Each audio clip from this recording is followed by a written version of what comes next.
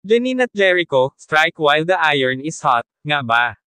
Sobrang busy sa kanilang commitments. Hindi nagpapahinga ang Eco9 tandem. Mukhang parehong all-in sina Jericho Rosales at Janine Gutierrez sa kanilang mga career ngayon, kaya naman halos wala ng oras para sa personal na buhay. Sa kabila ng mga chismis tungkol sa kanilang real-life connection, mas pinipili ng dalawa na mag-focus sa kani-kanilang commitments, mula sa pelikula, teleserye, endorsements, at iba pang side projects. Si Jericho, busy sa kanyang international projects, habang si Janine naman ay may mga bagong endorsements at acting commitments na tinututukan. Ayon sa isang insider, sobrang busy nila pareho. Pero kahit ganon, hindi pa rin nawawala ang connection nila. Lagi pa rin silang nag-uusap at nagkakaintindihan.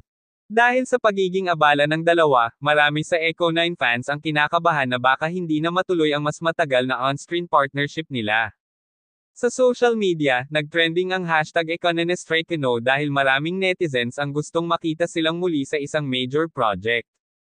Dahil sa sunod-sunod na trabaho, maraming nagtataka, may oras pa ba sila para sa isa't isa?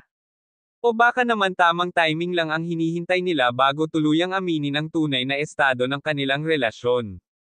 Ano sa tingin mo? Tama bang unahin muna nila ang career bago ang puso?